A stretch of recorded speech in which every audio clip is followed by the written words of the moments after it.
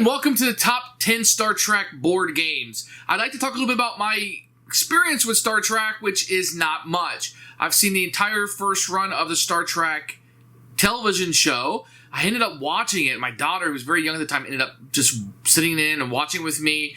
She got to know some of the characters. She probably doesn't remember it at all. It's a great memory that I have. I've seen most, if not all, of the movies.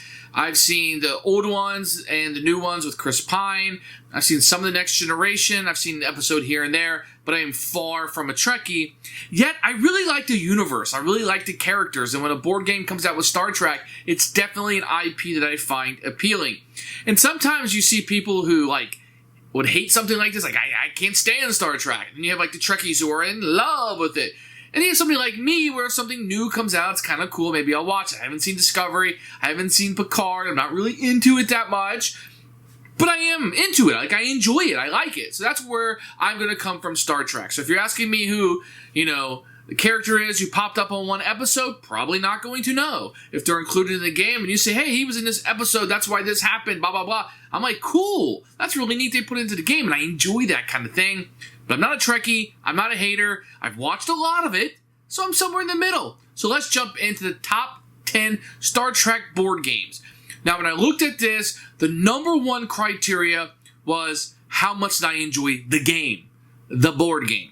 And then it's kind of how much did the theme pull it in, and I'll talk a little bit about that as we go. This isn't a list of the most thematic Star Trek games. Which game made me feel like I was on a Star Trek episode/movie the most? No, that's not it. This is basically how much I enjoyed the game, and the game has a Star Trek IP, and I'll talk a little bit. So if the games are pretty close and one was more thematic, I'm probably going to enjoy that more. That's just kind of the nature of who I am. So let's jump in and look at the top 10 Star Trek board games of all time. My number 10 is Star Trek The Adventure Game. Now, this is a little bit of an older Star Trek game, and what I believe will be the oldest Star Trek game on the list. This is an adventure game in just the spirit of Tales of the Arabian Nights. This is a story-based game where you'll go to a planet, have an interaction, you'll look at a chart, and it will tell you what happened, and it's really, really, really based on the story. This is one I played many moons ago. I don't have a lot of more current interaction with the game. I don't currently own it. It is one that's on my wish list and one that I'm seeking out. So I don't have as much experience with this game, so it's kind of down on the list. I played this one more as a child, but it is something that kind of stuck with me, and I've always wanted to go back to, but not enough to seek it out and just straight out buy the game. Maybe I will soon, maybe I won't, but Star Trek The Adventure Game is my 10th best Star Trek game. My number 9 is Star Trek The Deckbuilding Game. Now, I'm a little bit more partial to the original series than I am the Next Generation, as much as that's going to cause a hubbub between some people. But nevertheless, the games pretty much play the same. You're going to have 9 cards in the center, you're going to be purchasing cards and upgrading, and you're going to be attacking. A lot of attacking in this game. Some people are going to find that attacking not to be in the spirit of Star Trek, but there was a few fights that went on, and not just with the Klingons, if memory serves me correctly. And this is going to be a fairly decent Dominion kind of deck building game. So you have the cards face up. You're not going to be the same cards that you're going to buy. They're going to come through. You can buy characters and upgrade and have these battles and go through. It's actually a pretty neat deck building game. I remember this game came out. There was a little bit of hype about it. And then people were just really unhappy with it. I ended up collecting most of the stuff. Some of them purge-worthy more than others just because of what came out afterwards. But if you're looking for a deck-building game and you were looking for the Star Trek universe, there is both the the Next Generation and the original series that you can buy. You can mix them together. You can play it all together. It's the same kind of system with a few variants that can be added in. But it's a fine deck-building game as far as I'm concerned, and it's number 9 on this list. Number 8 on this list is going to be Attack Wing. Now, this is a system that I didn't get into very much. I've played a few games of it, and I kind of was stuck more with X-Wing, although I'm not proficient at that game either. Attack Wing, very simply, changes some of the mechanics in X-Wing, if you'll give me that, and put Star Trek on it. I don't think that it took off, well, I know for a fact that it didn't take off as well as X-Wing, and the theme of just combat with Star Trek really wasn't something most Star Trek fans were looking for. With that said, it does have some interesting things that's going on with it. But if you're looking to get in at this point, there is a lot to collect. There's a lot to get. I mean, they sell the Borg cube with this one. There is a lot that you can get into, but you're going to be looking at more like combat type with the ships than you would be the interpersonal communications and relationships that Star Trek is probably better known for. So this one, I think the theme is tipsy. This is more something I feel like, well, Star Wars is selling well. Let's put Star Trek out there. I think that might have been the discussion in the boardrooms as opposed to what does this fit the theme. So, number 8, I'm just going to leave this here, Star Trek Attack Wing. Number 7 is Star Trek Catan. Now, I'm not the largest fan of Settlers of Catan, and it wasn't my gateway game. I played it, Power Grid was actually my gateway game, and I played Catan later, and I kind of liked it, but the negotiating, I can find it in better games. Now, although I think Catan is fantastic for being a gateway game, and a lot of people in colleges like to play it, etc., and it serves its purpose, and nothing wrong with people liking it, I think I do like the Star Trek Catan version better than the original Catan. You have these powers that are going on. It's not very thematic. You don't feel like you're in a Star Trek universe very well, but it is fun with the different powers that you can choose throughout the game. For the most part, this is Catan with powers. That's what you're going to get with some Star Trek pasted on it. Speaking of pasted on themes, Star Trek Panic. Castle Panic is one of my favorite cooperative games. There's a Dead Panic I like pretty well, and then they decided to throw Star Trek on it.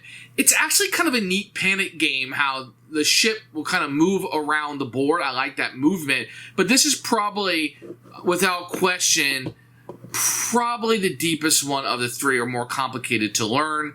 The Star Trek universe, once again, you got the ship, the Enterprise, moving around, lots of shooting, a lot of fighting coming on. So it's more combat-oriented, which you don't normally get from Star Trek.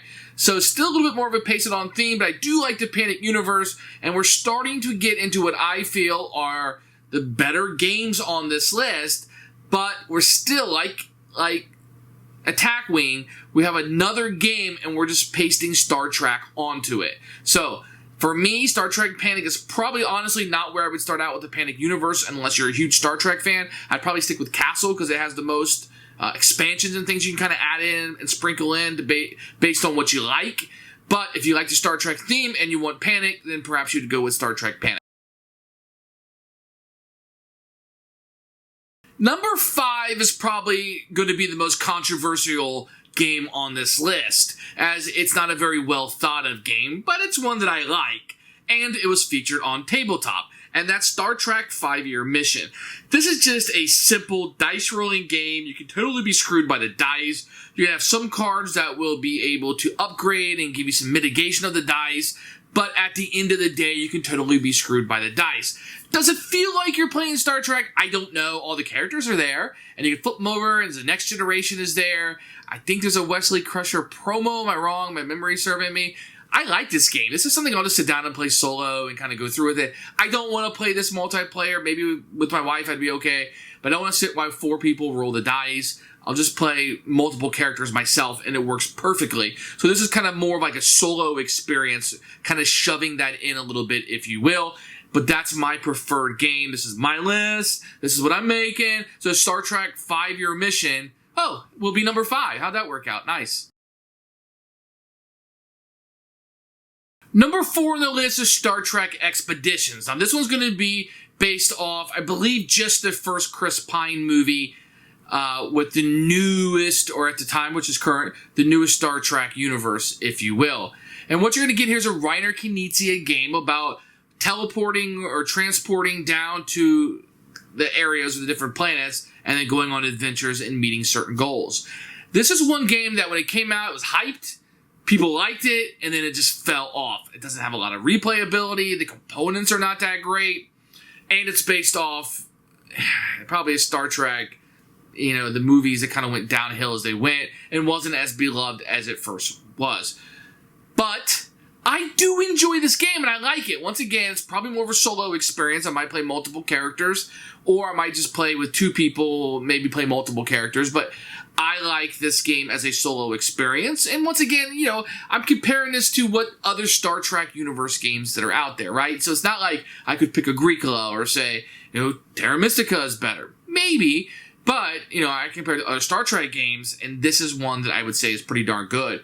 And one of the best ones, sticking with the theme of, like, transporting down to a universe and being there, and being on that planet, and having adventures that you go on. And that's really how you got to look at this game. I'm going on an adventure. It's not so much about winning or losing. I think that's where the solo experience comes in. But it's really fun. I like this one quite a bit. I've kept it. I got the expansion, Star Trek Expedition. Number 3 is Star Trek Ascendancy. Now, this is one that I think it's going to have its fans. And some people are going to be very savage with me about this and about their love for this game. It's long, it's luck dependent, there's a lot of rules, it's probably the most complex game on the list, and it's popular in its own sex. It's had some expansions that come out, and you really get a feel for the Star Trek universe in it, but I think it's a unique taste of what you're going to get. I think the length of the game holds it back, I think the luck involved holds it back, and I need more plays of it. So I've had 1, maybe 2, 3 plays of this. I need to get to the table more and be able to go through it. It does require more players, so I can't just play it solo and kind of get a deal out of it. I don't have a lot of Star Trek fans in my friend circles, so I'm kind of limited, and the length of time it takes to play it really holds it back and keeps it off the table, and I feel like that knocks it down just a little bit in my book. But this game could easily be number 1 on somebody's list. I think you're going to see it with the top 3 Star Trek games. It's going to be, you know, somebody could like this one more than the other, but I think this, for me, is number 3. I could totally see this one going up to number 2, though. Number 2 is Star Trek Frontiers. This is going to surprise some people because Mage Knight is a beloved game, and Star Trek Frontiers is, with some tweaks, another example of taking a proven game and slapping Star Trek on it. But it works. I mean, you're going down the planet, you're doing these things, but you're going to have the complicated nature of it. Now, this is where you guys are going to get really angry at me. I am not the largest fan of Mage Knight. I'm actually thinking about getting rid of it and just keeping this version because I think I do like Frontiers better than Mage Knight. I'm not saying definitively. I'm debating that in my mind. I think at some point I'm going to keep one. I don't need both. You know, Mage Knight does have some expansions with it. I know Frontiers does too now. But I think I like this one better. But this is pretty much, for all intents and purposes of this list, so we're not going to get too in-depth here, this is Mage Knight with Star Trek on it, right? And that's what you're going to get. And I think for some people, this is definitely going to be number 1. I think for some people, my number 3 will be number 1, and this will be number 2. But it's going to be held back a little bit because it's just another game with Star Trek split on it. You know, we saw that with Star Trek Panic, and we saw that with Attack Wing. We see that a lot with Star Trek for some reason. So the newness isn't there, so this will be number 2. My number 1 Star Trek game is probably no surprise at this point. My number 1 Star Trek game is going to be Star Trek Fleet Captains.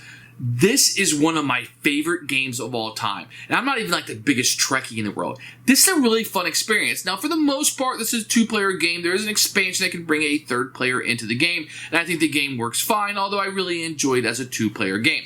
There is so much variety just in the core box. And let me tell you, this is Star Trek on your gaming board. Some people may like Frontiers or Ascendancy or the adventure game or some other aspect of it, but if you want all of it, you got ship battles, you got going down on missions of the planets and teleporting down there, you've got the interpersonal relationships of the characters on the ship, you've got different members you can have. Now, it is a little weird sometimes. You have these multiple enterprises out and the crew members are coming and going, and you're gonna have to roll with that just a tad, because you're going to have a bunch of these ships out. And it can be easily explained through Time Warp or whatever Star Trek does. But let me tell you something. Of all the Star Trek games, I find this to be my most rewarding experience. I do wish the components were a little bit better. The miniatures are known for breaking a little bit of the ships. The tiles are like paper thin. I don't know what they were thinking. And the game was expensive. So I don't really know what they were doing. I felt like with the component issues. I actually bought 2 copies of this, and I have 2 copies just in case something breaks on it. I don't know if I'm going to keep them both forever, but I'll be very honest, I do because of the component issues. But wow, this is one of my favorite 2-player experiences I have. The game's a little tricky to explain. The rules are very straightforward once you learn them, but this is a heavier game, I would say. I think that's fair to say, especially if you're just a Star Trek fan and you're coming in and you never played board games. This is not for you. Stick with 5-year mission or learn something like that. Kind of build yourself. Expeditions might be a better starting point. But if you're a gamer and you're in the 2-player battle games, it's not just like if you're playing the Klingons, you maybe be a little bit more war heavy, but you're not going to win the game by just blasting your opponent. You're going to have these objectives you're going to be going after and different ways to score points, and it's a race to score points. And the Federation side is not going to be as attack heavy as, say, the Klingons are going to be. And I find that really comes through with the theme of Star Trek and how you want to score these points and what you want to do. And there's other factions that are available with the expansions that you can totally add in, and a third player, like stated earlier. Without question, Fleet Captains is my #1 Star Trek game. First of all, let me just say thank you so much for sitting through my top 10 Star Trek games. I figured that a lot of you would probably, once I said I wasn't a Trekkie, you would just go ahead and zone out and say, hey, what this guy has to say doesn't matter at all. So if you're watching at this point, I really do appreciate it. And while I'm sure that this lists like this will always bring up certain discussions that you like this game better than that game or that game better than this game, it's always fun to talk about something that we like. In this case, board games and Star Trek. Thanks for watching. This is a little humble channel. I do ask that you like and subscribe if you can or would be willing to. It really helps out that what we're trying to do here. I appreciate you watching until the very end. Thank you so much and have a great day.